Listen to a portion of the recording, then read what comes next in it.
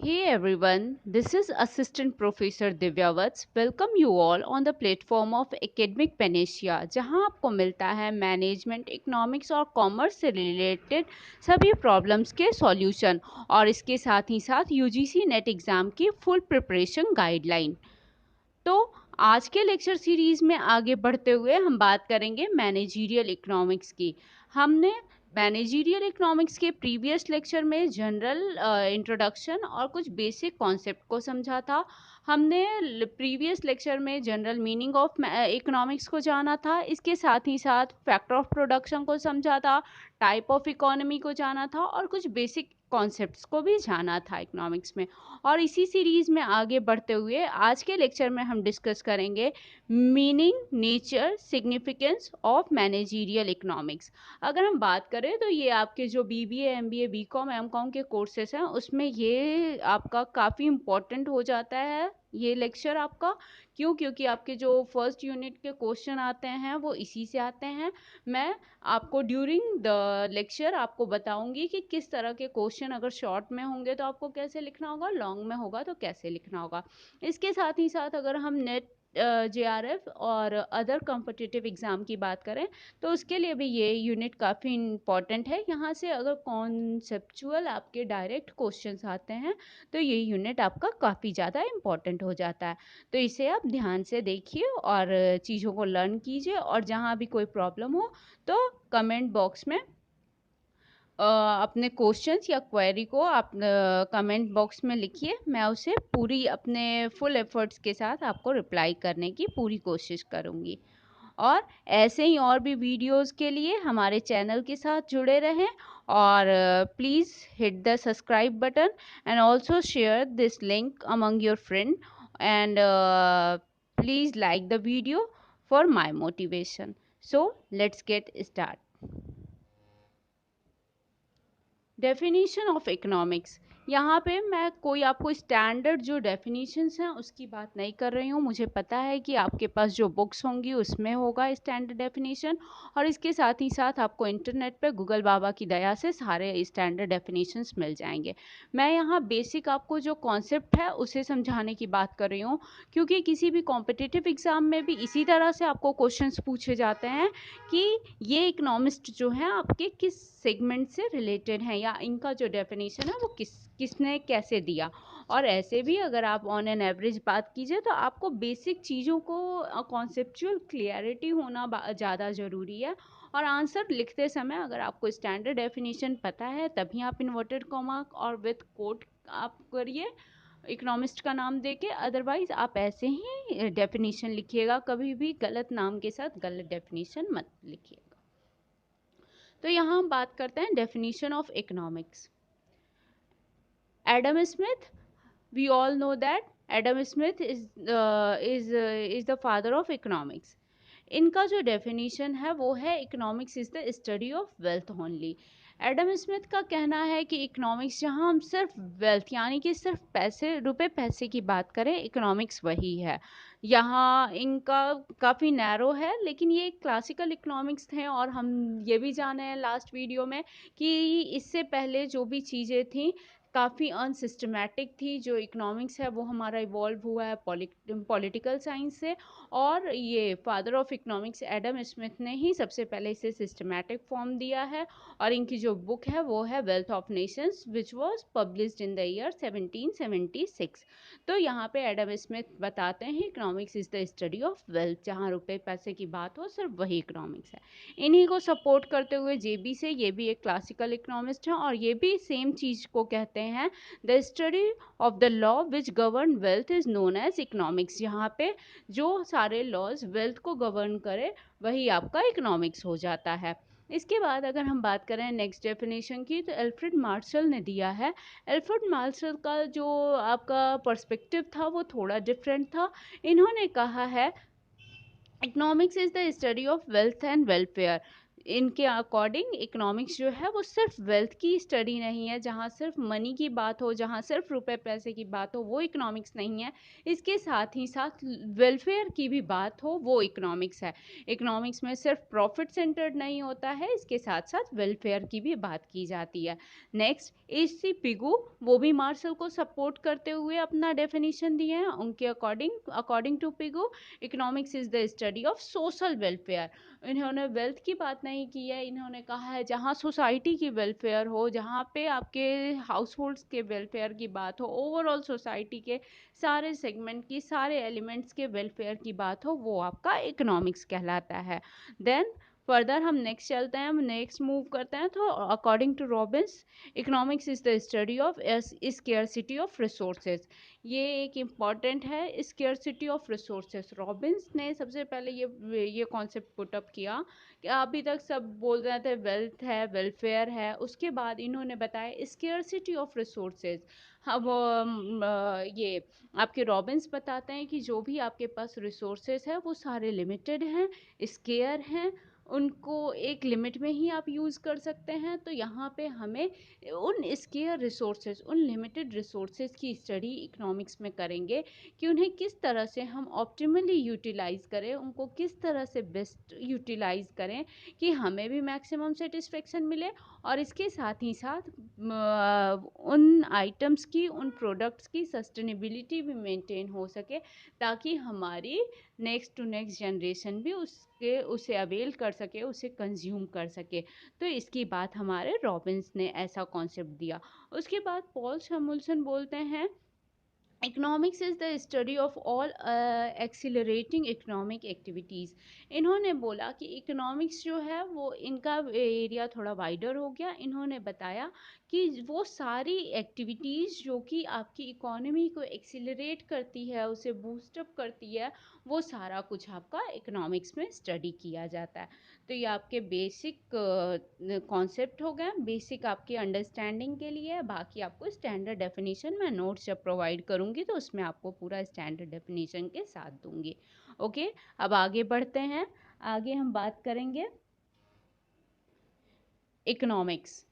Economics, यहाँ हमें managerial economics पढ़ना है, लेकिन उससे पहले हम इकोनॉमिक्स के बारे में जानते हैं। Microeconomics. Microeconomics is the study of economic action of individuals and small groups. जब हम किसी एक इंडिविजुअल, वो एक पर्टिकुलर फर्म भी हो सकता है, किसी एक पर्टिकुलर हाउस होल्ड की भी बात हो सकती है, जहाँ हम किसी एक पर्टिकुलर की बात करते हैं, वो हमारा माइक्रो इकोनॉमिक्स कहलाता है। और इसी के अपोजिट साइड, जहाँ हम ऑन एन एवरेज एग्रीगेट या इंटायर इकोनॉमी की बात करें, एज अ होल की बात करें, जहाँ वो आपका माइक्रो में इंडिविजुअल्स और मैक्रो में आपके इंटायर इकोनॉमी की बात होती है। अब इसके डेफिनेशन की हम बात तो यहाँ कर लिए। अब इसके बेसिक डिफरेंस को समझ लेते हैं, जिससे कि और ज़्यादा कॉन्सेप्ट क्लियरिटी हो जाएगा। इस पे भी आपको क्वेश्चंस आते हैं, तो इसे आप ध्यान से समझिए। Difference between micro economics and macro economics. तो यहाँ हम डिफरेंस की बात करें, डिफरेंस जब भी लिखिए तो हमेशा टेबुलर फॉर्म में उससे प्रेजेंटेशन अच्छा बनता है और आपके स्कोर ज़्यादा अच्छे हो पाते हैं। तो माइक्रो इकोनॉमिक्स की बात करें, तो micro economics and macro economics, मैं एक पॉइंट इसका बोलूँगी और दूसरा उस दूसरे साइड से कंपेयर करूँगी। Micro economics, it deals with individual economic unit, and macroeconomic deal with economy as a whole और एग्रीगेट। ठीक, माइक्रो इकोनॉमिक्स जो है वो आपके किसी एक पर्टिकुलर की बात करता है, किसी एक इंडिविजुअल की बात करता है, जबकि macroeconomics as a whole की बात करता है, पूरे एक इकोनॉमी की बात करता है। जैसे अगर हम फर्म की बात करें तो वो हमारा माइक्रो इकोनॉमिक्स में आया, और अगर हम इंडस्ट्री की बात करें तो वो हमारा मैक्रो इकोनॉमिक्स में हो जाता है। नेक्स्ट है, it uses the method of partial equilibrium, and macroeconomics uses the method of general equilibrium. Next है, microeconomics primarily deals with individual income, individual output, price of goods, etc. On the other hand, macroeconomics deals with aggregate like national income, national output, national production, etcetera etcetera. जहाँ हम पूरे whole over nation की बात करें, अगर हम income भी देख रहे हैं तो किसी एक पर्टिकुलर हाउस होल्ड की ना देख के पूरे एक इकोनॉमी की देखते हैं, तो वो हमारा मैक्रो इकोनॉमिक्स हो जाता है।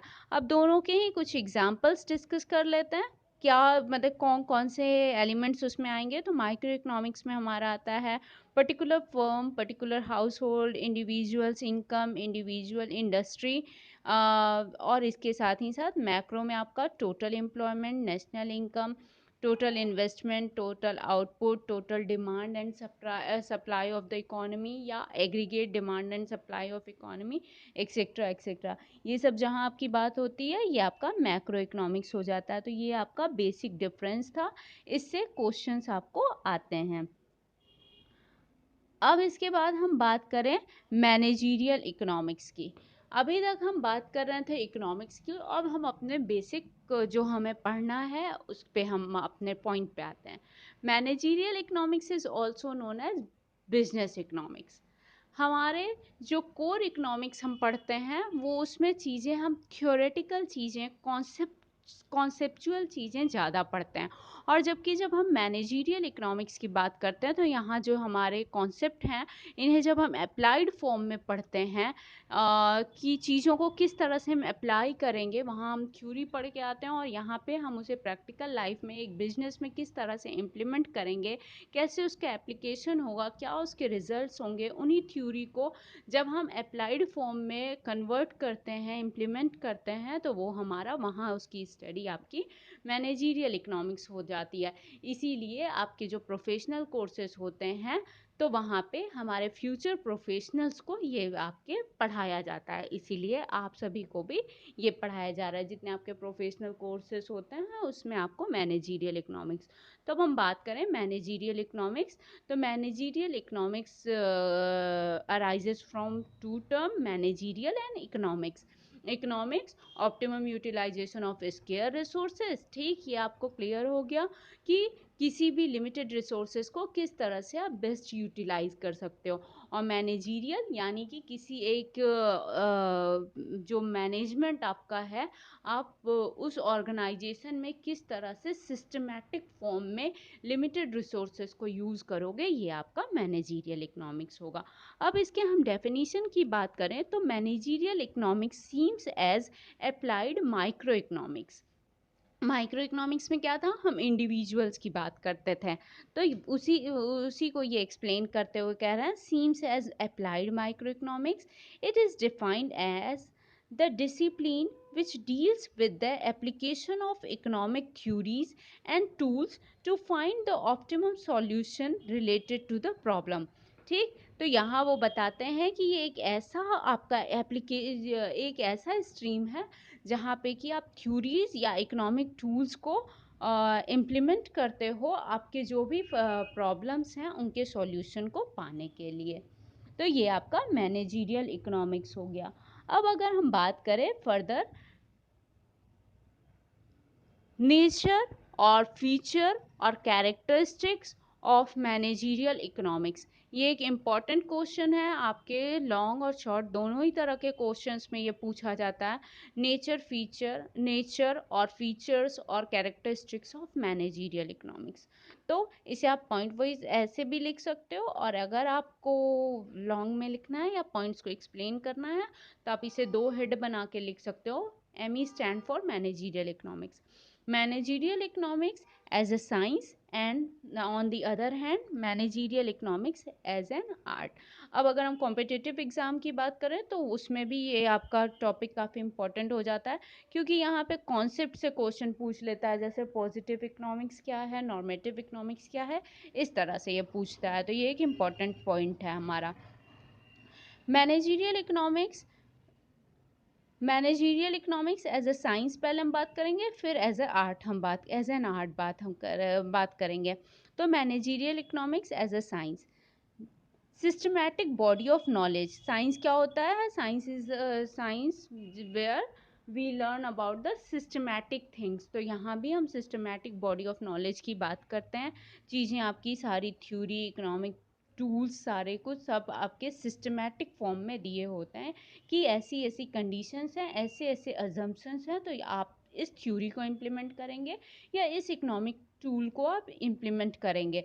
इस वजह से जो आपका इकोनॉमिक्स है, मैनेजरियल इकोनॉमिक्स, वो एक सिस्टमैटिक बॉडी ऑफ नॉलेज है।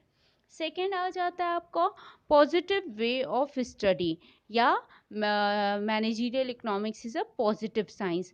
पॉजिटिव साइंस का मतलब क्या होता है, जहाँ आप what is in actual reality में क्या है, जहाँ आप इसकी बात करते हो, वो आपका पॉजिटिव इकोनॉमिक्स कहलाता है। पॉजिटिव इकोनॉमिक्स जो होता है वो आपका क्वांटिटेटिव होता है। क्यों? क्योंकि जो रियलिटी में है उसे आप मेजर कर सकते हो, इसीलिए ये आपका क्वांटिटेटिव फॉर्म में होता है। और ये ऑब्जेक्टिव होता है, यहाँ कुछ भी आपको सब्जेक्टिव नहीं होता है। ऑब्जेक्टिव ऑब्जेक्टिव क्यों होता है? क्योंकि जो भी आपको रियलिटी में दिख रहा है आप उसे क्वांटिफाई कर सकते हो, आप उसे मेजर कर सकते हो। इसीलिए जो आपका इकोनॉमिक्स है वो पॉजिटिव साइंस कहलाता है, पॉजिटिव वे ऑफ स्टडी कहलाता है। यहाँ जो भी रियलिटी में एग्जिस्ट करता है, जो रियलिटी में दिख रहा है, हम उसकी स्टडी करते हैं। हम किसी डे ड्रीमिंग की बात नहीं करते हैं, किसी ख़याली पुलाव की बात नहीं करते हैं, जो एक्चुअल में होता है हम उसकी बात करते हैं। That's the reason economics is known as positive science. Next one is normative science which explain what ought to B.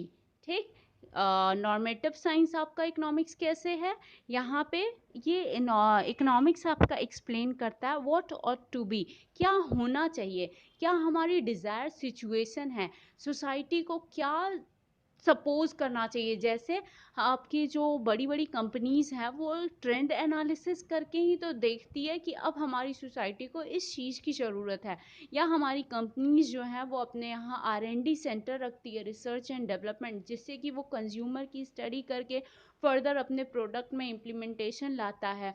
और जैसे जैसे वो नए प्रोडक्ट्स लाते हैं वैसे वैसे हमारे जो वांट्स हैं वो और भी ज़्यादा अनलिमिटेड होते जाते हैं। तो पॉजिटिव साइंस कैसे था, what is in actual, actual में क्या है, और नॉर्मेटिव साइंस कैसे है, व्हाट ऑट टू बी, क्या डिज़ायर्ड है, हमें किस चीज़ की ज़रूरत है, क्या होना चाहिए सोसाइटी में, उसकी जो स्टडी करे वो आपका इकोनॉमिक्स है एज अ नॉर्मेटिव साइंस। तो यहाँ पे ये जो नॉर्मेटिव साइंस है ये qualitative in nature and subjective by nature हो जाता है। यहाँ पे हम इसे क्वांटिफाई नहीं कर सकते हैं, ये क्वालिटेटिवली एक्सप्लेन किया जाता है, सब्जेक्टिव होता है, क्योंकि ये चीज़ें होनी चाहिए। This should be desired condition for any economy. और पॉजिटिव में जो एक्चुअल में है उसकी बात करते हैं। नेक्स्ट आपका मैनेजरियल इकोनॉमिक्स साइंस कैसे है, we study cause and effect relationship. ये जो आपका इकोनॉमिक्स है ये cause and effect relationship based है। यहाँ पे आप कोई एक फैक्टर को कॉज रखते हो तो दूसरे का एक डिपेंडेंट होता है तो दूसरा इंडिपेंडेंट, इंडिपेंडेंट फैक्टर पे डिपेंडेंट फैक्टर आपके डिपेंड करते हैं। और कॉज एंड इफेक्ट होता है एक की वजह से दूसरी जो आपके घटना है वो घटती है, इस वजह से यहाँ कॉज एंड इफेक्ट रिलेशनशिप होता है। इनोवेशन होता है, यहाँ पे आप नॉर्मेटिव और पॉजिटिव साइंस को जब बात करते हो तो आप भी देख रहे हो कि यहाँ पे टूल को हम अप्लाई करते हैं। अभी मैंने आपको एग्जांपल दिया रिसर्च एंड डेवलपमेंट की, तो जब हम कोई रिसर्च एंड डेवलपमेंट एक्टिविटी को इम्प्लीमेंट करते हैं तो हमारे यहाँ कुछ इनोवेशंस होते हैं जिससे कि हमारी लाइफ को और इजी बनाया जा सके।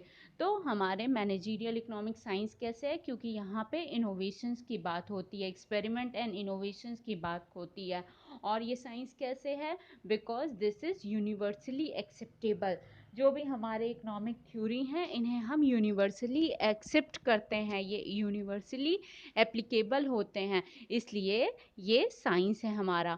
और लास्ट है हमारा managerial economics, how is it a science, it is tested but not verified. इसे टेस्ट तो किया जाता है लेकिन वेरीफाइड नहीं होता है, इसमें कुछ हर एक चीज़ में कुछ एग्जम्पशंस होते हैं। सेम आपके इकोनॉमिक थ्योरी में भी कुछ एग्जम्पशंस, कुछ अजम्पशंस होते हैं और कुछ एग्जम्पशंस होते हैं। अब अगर हम बात करें कि managerial economics as an art, तो मैनेजरियल इकोनॉमिक्स आपका आर्ट कैसे है, तो तो अप्लाइड बाय नेचर, जो हम थ्योरीज को पढ़ते हैं उसे आपके मैनेजर जो हैं वो सोसाइटी में आपके सोसाइटी के वेलबींग को या आपके सोसाइटी के लिविंग ऑफ स्टैंडर्ड को अपग्रेड करने के लिए वो इन्हें इम्प्लीमेंट भी करते हैं. That's the reason managerial economics is an art because it is applicable to your society. And application of creative skill, यहाँ पे जो मैनेजर होता है वो सिर्फ बुकिश नॉलेज को नहीं, बुकिश थ्योरी को सिर्फ इम्प्लीमेंट नहीं करता है, उसमें समय के अकॉर्डिंग अपनी लोगों की ज़रूरतों को, मार्केट को, ट्रेंड को देखते हुए चीज़ों को थोड़ा मॉडिफाइड वे में भी अपनी क्रिएटिविटी को यूज़ करके इम्प्लीमेंट करता है. दैट्स द रीज़न आपका जो मैनेजरियल इकोनॉमिक्स है वो आर्ट हो गया. अब हम कुछ अगर आपके और भी फर्दर इसके कुछ और कैरेक्टरिस्टिक्स की बात करें, some other features are as managerial economics is microeconomics in character because it concentrate only on the study of individuals, not the aggregate. यहाँ पे मैनेजरियल इकोनॉमिक्स में कोई एक मैनेजर पूरी इकोनॉमी की बात नहीं करता, इकोनॉमी की बात को नहीं करता, वो सिर्फ अपने फर्म, अपनी इंडस्ट्री की बात करता है. इस वजह से जो आपका मैनेजरियल इकोनॉमिक्स है वो आपके माइक्रो इकोनॉमिक्स की कैरेक्टरिस्टिक्स को रिप्रेजेंट करता है. और दूसरे पॉइंट में managerial economics takes the help of macroeconomics to understand and adjust the business environment for operating any firm. किसी भी फर्म को ऑपरेट करने के लिए यहाँ पे मैक्रो इकोनॉमिक की हेल्प ली जाती है. मैक्रो इकोनॉमी थ्योरी को हमारे कंपटीटर्स कैसा कर रहे हैं, हमारी इकोनॉमी में एम्प्लॉयमेंट लेवल क्या है, हमारी इकोनॉमी का जीडीपी क्या चल रहा है, नेशनल इनकम की क्या कंडीशंस हैं, इसको या कोई भी ट्रेंड एनालिसिस करने के लिए, बिजनेस साइकिल की स्टडी करने के लिए, इन चीज़ों के लिए यहाँ पे मैनेजरियल इकोनॉमिस्ट जो होते हैं, जो हमारे इकोनॉमिस्ट होते हैं, बिजनेस इकोनॉमिस्ट होते हैं, वो यहाँ पे मैक्रो इकोनॉमिक टूल्स को भी यूज़ करते हैं. Next, managerial economics is both conceptual, क्योंकि यहाँ थ्योरीज की बात करते हैं, और अप्लाइड कैसे है, क्योंकि दिस कैन बी क्वांटिफाई. यहाँ पे इकोनॉमिक टूल एंड टेक्निक्स को यूज़ किया जाता है जिसे कि क्वांटिफाई यानी चीज़ों को मेजर किया जा सकता है. Next one is The content of managerial economics are based mainly on the theory of firm. यहाँ पे mainly theory of firms की बात की जाती है, और जो भी आपका managerial economics है ये theory of firm पे based है.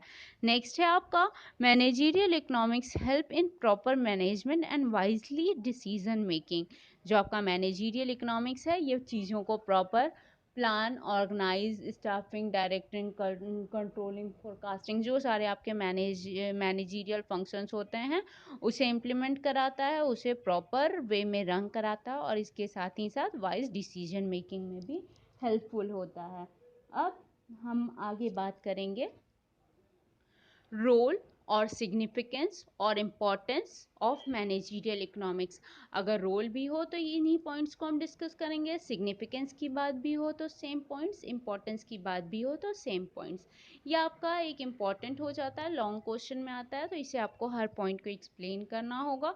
इसमें दो तरह के क्वेश्चंस आते हैं. Okay, role of managerial economics और दूसरा होता है रोल ऑफ मैनेजरियल इकोनॉमिस्ट. तो जब इकोनॉमिक्स की बात आए तो आपका जो आंसर होगा वो नाउन फॉर्म में चलेगा, और जब इकोनॉमिस्ट की बात आ जाए, रोल ऑफ मैनेजरियल इकोनॉमिस्ट की, तो ऑलमोस्ट सेम पॉइंट है, उसे नेक्स्ट स्लाइड में भी डिस्कस करेंगे. वहाँ पे बस चीज़ें आपका जो आंसर राइटिंग स्किल होगा वो थोड़ा वर्ब फॉर्म में हो जाएगा. तो if we talk about significance, role, importance of managerial economics, then there are following points. Managerial economics helpful in operation of business management. जो भी आपके बिजनेस एक्टिविटी होती है, जो भी बिजनेस ऑपरेशन है, उसे मैनेज करने में आपका मैनेजरियल इकोनॉमिक्स आपका काफ़ी हेल्प करता है. पूरा आपका स्टार्टिंग फ्रॉम द बिगिनिंग, जो भी आपके फैक्टर ऑफ प्रोडक्शन होते हैं, लैंड, लेबर, कैपिटल, एंटरप्रेन्योर, इन्हें कैसे ले आना है, कैसे इन्हें और इसके साथ ही जो हमने बेसिक प्रॉब्लम की बात किया था, वो 5 पॉइंट्स जो थे what to produce, how to produce, for whom to produce, when to produce, how much to produce, इन सारी चीज़ों को यहाँ पे वो डिस्कस करते हैं और किस तरह से इसे प्रॉपर वे में मैनेज किया जाए, planning, organising, staffing, directing, controlling, जो सारे आपके मैनेजरियल फंक्शंस हैं उसके साथ यहाँ पे आपके इकोनॉमिक्स और मैनेजमेंट के कॉम्बिनेशन के साथ वो प्रॉपर बिजनेस ऑपरेशन को मैनेज करते हैं। नेक्स्ट है हेल्पफुल इन डिसीजन मेकिंग। जो भी आपके डिसीजंस होते हैं उसे लेने में यहाँ जो आपके मैनेजरियल इकोनॉमिक्स में जो इकोनॉमिस्ट होते हैं वो क्या करते हैं, प्रीवियस ट्रेंड एनालिसिस करके या जो भी आपके इकोनॉमिक थ्योरीज होते हैं और जो टूल एंड टेक्निक्स होते हैं उन्हें इम्प्लीमेंट करके कुछ मार्केट सर्वे या बहुत सारे ऐसे टूल्स हैं जिन्हें कि वो एक कभी सैम्पल पे इम्प्लीमेंट करते हैं और उसके बाद एज अ होल या जो भी आपका पूरा एक इंडस्ट्री है उसके लिए वो एक डिसीजन ले पाते हैं अपने कॉम्पिटिटर्स के रिगार्डिंग। जो भी आपके इंटरनल और एक्सटर्नल दोनों ही इश्यूज आते हैं उसमें उन्हें डिसीजन लेने में काफ़ी ज़्यादा हेल्पफुल हो जाता है। Next one is helpful in evaluation of choice of alternative. यहाँ पे अल्टरनेटिव, बेस्ट अल्टरनेटिव को भी फाइंड करना होता है। जैसे हमारा जो पेट्रोलियम है वो बहुत ज़्यादा स्केयर है, पेट्रोलियम जो है वो लिमिटेड है, एक बार हमारा पेट्रोलियम तैयार होने में हमें fossil fuel say about 200 to 300 years लग जाते हैं। तो ऐसे केस में हमारे जो मैनेजरियल इकोनॉमिस्ट होते हैं वो उसके नए कुछ और फॉर्म्स को ले आते हैं। जैसे कि जो हमारे ये आपके मैनमेड रिसोर्सेस हैं उनका वो सप्लीमेंट यूज़ करते हैं, या मतलब आपके जितने भी, जैसे अभी आपके पेट्रोल और डीजल से चलने वाले व्हीकल्स को अवॉइड करा जा रहा है। आजकल इलेक्ट्रिक स्कूटर्स, इलेक्ट्रिक आपके ऑटो या इलेक्ट्रिक कार्स, देखिए टेस्ला भी जो आपके इकोनॉमी में आने की बात कर रही है, या टेस्ला ने भी जो लॉन्च किया है वो आपके इलेक्ट्रिक कार हैं। अभी थोड़ा उनका कॉस्ट ज़्यादा है लेकिन अभी इंडिया में उन्हें कम पे अपने प्लांट को इस्टेब्लिश करने की बात की जा रही है। तो ये भी आपका to find out the best alternative, best and cheaper alternative भी फाइंड करना आपका मैनेजरियल इकोनॉमिक्स का काम होता है। तो ये एक इम्पॉर्टेंट रोल है। Next one is helpful in economic forecasting. यहाँ पे आपकी इकोनॉमिक फोरकास्टिंग, प्रेजेंट सिनेरियो क्या है, पास्ट में क्या था, इस वजह से फ्यूचर में क्या होगा, एक ट्रेंड पैटर्न को एनालिसिस करके वो फ्यूचर फोरकास्ट भी कर सकते हैं कि ऐसा चल रहा है तो आगे आने वाले सिनेरियो में ऐसा होगा, इस इन कंडीशंस में आगे की सिनेरियो में ऐसी कंडीशंस आएगी। Then next one is helpful in preparation of business policy. आपकी बिजनेस पॉलिसी क्या होगी, आपका कंपटीटर क्या ला रहा है। जैसे जब रिलायंस जियो हमारी इकोनॉमी में आया तो उसके साथ ही बाकी जो टेलीकॉम इंडस्ट्री थी अपने सर्वाइवल के लिए उन्होंने भी अपने पॉलिसी में चेंज किया। इसी तरह आप भी इंटरनल और एक्सटर्नल मैटर्स को, इंटरनल और एक्सटर्नल इश्यूज़ को देखते हुए जो आपके मैनेजरियल इकोनॉमिक्स होते हैं, मैनेजरियल इकोनॉमिक्स में मैनेजरियल इकोनॉमिस्ट जो होते हैं वो उसके अकॉर्डिंग आपकी बिजनेस पॉलिसी बनाते हैं। इसमें आपके सारे इंटरनल और एक्सटर्नल दोनों ही पॉलिसी, कि आपके लेबर पॉलिसी क्या होगी, आपकी वेज पॉलिसी क्या होगी, आपकी प्राइस पॉलिसी क्या होगी, प्रोडक्शन पॉलिसी क्या होगी, आपके एम्प्लॉय से रिलेटेड पॉलिसी क्या होगी, हर एक लेवल की पॉलिसी आपके इकोनॉमिक एक्टिविटीज़ पे ही डिपेंड करता है। Then next one is helpful to understand external environment. External environment में आपके क्या इकोनॉमिक फैक्टर, पॉलिटिकल फैक्टर, जो social factor, technological factor, legal factor, government factor, political मैंने बोला है, ये सारे फैक्टर्स को कंसीडर करता है। तो इन सारी चीज़ों को, अगर आपके गवर्नमेंट बहुत ज़्यादा जल्दी जल्दी अनस्टेबल गवर्नमेंट है, बहुत जल्दी जल्दी गवर्नमेंट चेंज हो रही है तो पॉलिसीज़ भी चेंज होगी। तो उस तरह से कंपनीज़ को अपने पॉलिसी को देखना होता है। गवर्नमेंट सपोर्ट करेगी तभी वो सर्वाइव कर पाएगी। इसके साथ साथ टेक्नोलॉजी में क्या चेंज आ रहा है, बहुत जल्दी जल्दी अगर टेक्नोलॉजिकल चेंज हो रहा है तो उससे जो आपकी इंडस्ट्री है, जो आपकी कंपनी है, उसे इम्प्लीमेंट करना होगा। अदरवाइज़ जो आपके कस्टमर हैं वो स्विच कर जाएंगे दूसरे आपके कॉम्पिटिटर्स के पास। इसी तरह और भी सारे फैक्टर्स हैं जिनको कि आगे हम डिटेल में डिस्कस करेंगे, उस पर पूरा एक सेपरेट है आपका लेक्चर। इन्वामेंटल, जहाँ पे इन्वामेंटल, ये आपका बिजनेस इन्वायरमेंट का पेपर है, उसमें ये पूरा एकदम डिटेल में एक्सप्लेन किया जाएगा। Then next one is helpful to reducing risk and uncertainty. Managerial economics का ये सबसे इम्पोर्टेंट रोल होता है, सबसे इम्पोर्टेंट फंक्शन होता है, सबसे इम्पोर्टेंट आपका इम्पोर्टेंस सबसे ज़्यादा यही है कि जो रिस्क है मार्केट की और अनसर्टेनिटी है उसे ये रिड्यूस कर देता है। कैसे रिड्यूस कर देता है? क्यों? क्योंकि आप इकोनॉमिक्स से सारी चीज़ों को जान जाते हो, आप फोरकास्ट कर पाते हो, आप डिसीजन ले पाते हो, जिसकी वजह से आपके जो रिस्क हैं और अनसर्टेनिटी वो रिड्यूस हो जाते हैं। Next one is provide a number of tool and techniques. जो आपका मैनेजरियल इकोनॉमिक्स है ये खूब सारे आपको टूल एंड टेक्निक प्रोवाइड करता है। टूल एंड टेक्निक्स तो आपके पुराने इकोनॉमिस्ट ने कोर इकोनॉमिक्स में भी दिया है, लेकिन यहाँ मैनेजरियल इकोनॉमिक्स में उसे अप्लाइड वे में किस तरह से इम्प्लीमेंट किया जा सके इसकी बात होती है। देन अब हम अगर नेक्स्ट बात करें तो यहाँ पे मैंने जैसा कि आपको बताया था कि यहाँ पे हम नाउन के फॉर्म में बात किए हैं। नेक्स्ट ऑलमोस्ट पॉइंट सेम होंगे, बस वहाँ पे चीज़ें थोड़ी सी वर्ब फॉर्म में हो जाएंगी। यहाँ जब हम बात करेंगे role and responsibility of managerial economist, तो चीज़ें वही हैं, बस थोड़ा सा पॉइंट्स को थोड़ा सा एक्सप्लेनेशन का तरीका बदल जाएगा। First one is study of business environment. इस बिजनेस इन्वायरमेंट में दो फैक्टर आ जाते हैं आपके। इंटरनल बिजनेस क्या है within organisation, external factor outside of organisation, जिसमें क्या आपकी economy factor, political factor, social factor, technological factor, environmental factor, ये सारे आते हैं, ये आपके एक्सटर्नल हो जाते हैं। इंटरनल में आपकी लेबर पॉलिसी क्या है, प्रोडक्शन पॉलिसी क्या है, प्राइस पॉलिसी क्या है, ये सारे आपके इंटरनल। तो यहाँ पे मैनेजरियल इकोनॉमिस्ट जो होता है वो इन दोनों में ही एक बैलेंस बनाता है और दोनों का ही पूरा एनालिसिस करता है, उसकी स्टडी करता है। Next one is business operation management. ये प्रीवियस स्लाइड में भी था, बिजनेस ऑपरेशन को मैनेज करना है। जो भी आपके फैक्टर ऑफ प्रोडक्शन है, लैंड, लेबर, कैपिटल, एंटरप्रेन्योर, इन्हें किस तरह से मैनेज करना है वो भी आपके मैनेजरियल इकोनॉमिस्ट का रोल होता है। Next one is business decision making. Business में किस तरह से आपको डिसीजन लेना है, बस आपको प्रीवियस पॉइंट्स को ही यहाँ पे वर्ब फॉर्म में एक्सप्लेन करना है। Next one economic analysis and forecasting.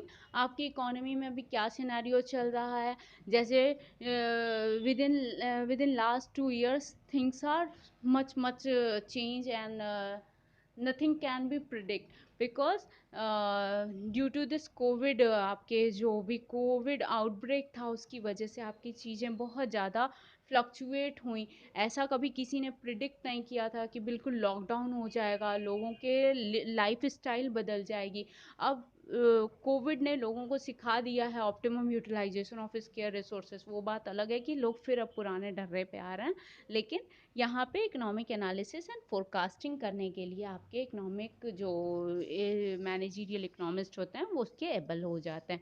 Next है मार्केट रिसर्च। अभी मैंने आपको बताया मार्केट रिसर्च, हर एक कंपनी, हर एक ऑर्गेनाइजेशन अपने यहाँ रिसर्च एंड डेवलपमेंट विंग को रखती है, जिसके बेसिस पे वो आपके मार्केट के, आपके कस्टमर के, आपके कंज्यूमर बाइंग बिहेवियर की स्टडी करते हैं। इसके साथ ही साथ कॉम्पिटिटर की भी आपके स्टडी करते रहते हैं, आपके जो भी सारे इंटरनल और एक्सटर्नल फैक्टर्स हैं उनकी स्टडी करते हैं, और उसके बेसिस पे अपने प्रोडक्ट में भी, अपने टेक्नोलॉजी में भी वो चेंज लाते हैं और चीज़ों को समय के साथ इम्प्रूव करते हैं for their survival and best performance in the market, और as well as to beat their competitors to.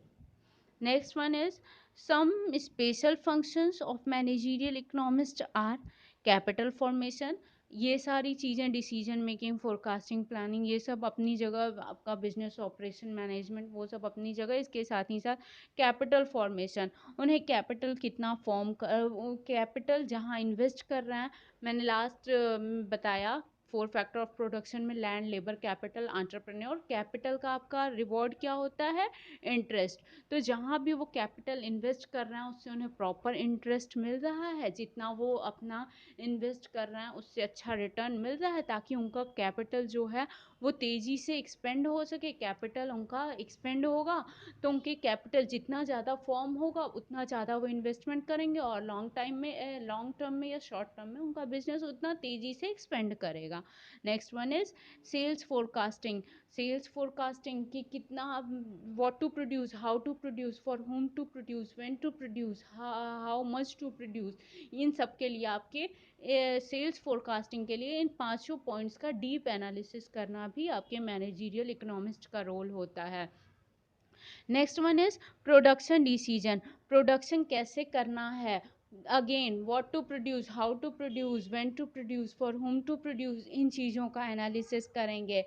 साथ ही साथ लैंड, लेबर, कैपिटल, एंटरप्रेन्योर, इन चारों फैक्टर का भी स्टडी किया जाता है।